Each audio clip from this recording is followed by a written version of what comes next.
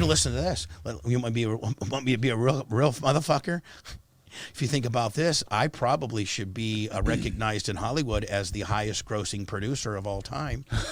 My minute and 41-second tape made $1 million a second. It was a minute 41. That's pretty crazy. It was a minute 41. It was a minute 41, and it made $141 million. That's $1 million. You tell me, Scorsese, fucking Lucas, the people that did Star, they don't make $1 million a second. That's true. That's fucking true. The highest profiting film in history. In the history. And I owned it, and guess what? I wanted so much not to do with that sex tape that when it started getting shitty, I signed my rights over to Hogan and said, I don't want any, listen, Terry, I don't want anything to do with this. Like, I so want to not, this is so not me. Here, I signed, that's probably the biggest mistake I made. I signed the rights over to him. I said, here. Because you wanted to maintain the friendship first. I wanted the friendship in my job. Right. And my innocence. Right. I mean, if I was guilty, I would have said, fuck that. I'm going to fucking milk this out. If truly I taped it for profit reasons, why would I have signed over the rights within days over to him? Why would I have done that? Right. That's the biggest mistake. I should have said, fuck it. I'll be the bad guy, but I'm going to get paid. Right. Yeah, you should have been Cutthroat. Cutthroat fucking... Yeah. Cutthroat Clem. Cutthroat Clem.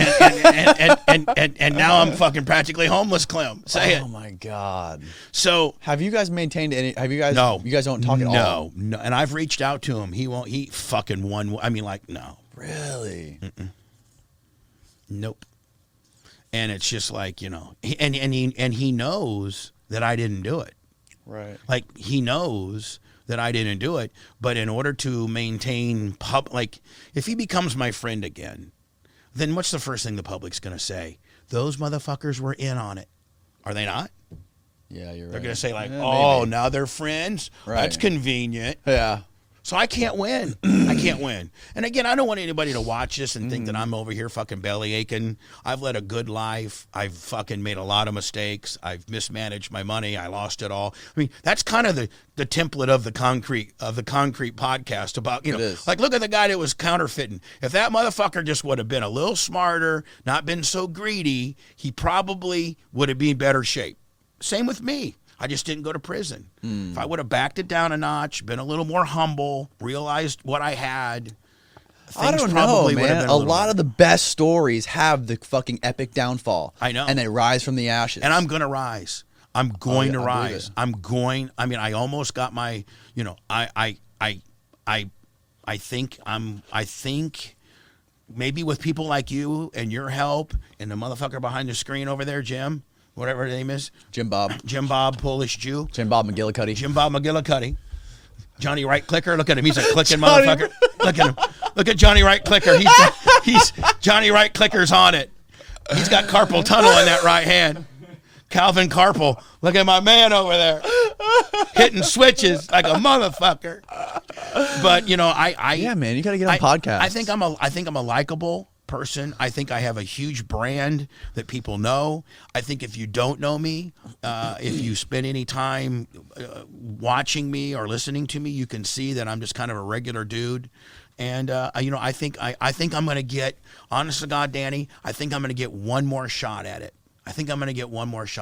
Because there's just not a lot of compelling people out there. No. Most everything on the internet or on the radio sucks. It's fucking horrible. It's true. It's fucking horrible. It's true. Regular radio has killed itself. Regular radio should have been developing guys like Joe Rogan and you and not fucking kicking me out and not turned into a jukebox with $30,000 a year fucking radio personalities going, that was a Tool, followed by Red Hot Chili Peppers, coming up here on 97 YPO. Cloudy skies today, low tonight 74, tomorrow's high 92. Got to check in with traffic right now. And then after that, 42 minutes of commercials, and then another one from Red Hot Chili Peppers on the new 97 YPO. That's how it is. It is. There's nobody under saying, hey, this is Bubba the Love Sponge, and I got two chicks right now with Howard Franklin that are making out topless, and there's a fucking car, and they're coming to the station, and I'm going to have them, shoot ping pong balls out of certain pieces of parts. Right. So no one's doing regular radio has thrown off all of its real talent. You know, Joe Rogan would have been just as popular on KLSX in Los Angeles, but radio station be like, what, fucking long form talk radio?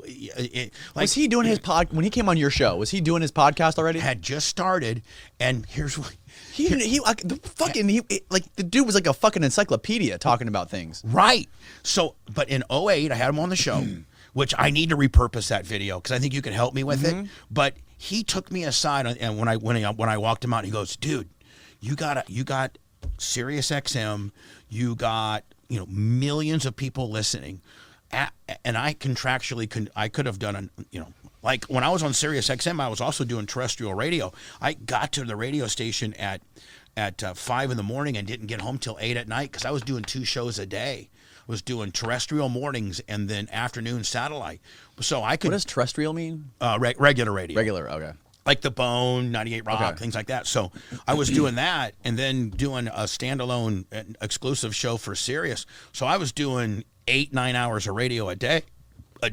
But Joe was at that point saying, man, after your second show, get the boys together and just bullshit for an hour about anything and put it up as a podcast. And I was like, oh, Joe, fuck that podcast. Fuck. Right. I used to call it Podcast Willie. What am I, a Podcast Willie guy now? Are you fucking kidding me? That's what I'm regulated on down to? Where Howard shits on him all the time, too. Oh, yeah, well. He's been shitting on Joe for the whole podcast thing for years. And, Howard and I are still really close. Are you really? I just got a birthday card from him, handwritten. When was your birthday? April 23rd. No way. Happy birthday. Thank you. Same day William Shakespeare and John Cena are born. Wow. But basically the same people. Howard shits on podcasting because he's kicking himself in the ass for not doing it when he should, just like like anybody that shits on podcasting doesn't kind of is kicking themselves in the ass that they know they should be doing it. You know what I'm saying? Mm-hmm. Big name people. I mean, there's just no downside not to do it. You know what I'm saying? I mean, it's an easy setup. Yeah. And if you're compelling, you can make a difference. I find it fascinating that Howard hasn't been on Joe's show. I find even you being on his fucking show. Well, just because he came. I'm going to be on the Joe show. Oh, are you? I'm just waiting till my documentary comes out because I want that one shot. Like Joe's not going to have me on as a regular guest. Right. But I can make a phone call and get on, and so I'm waiting. Joe, yeah, can I do the show? Sure. I'm promoting. I want to have that one. That one thing that I'm heavily promoting.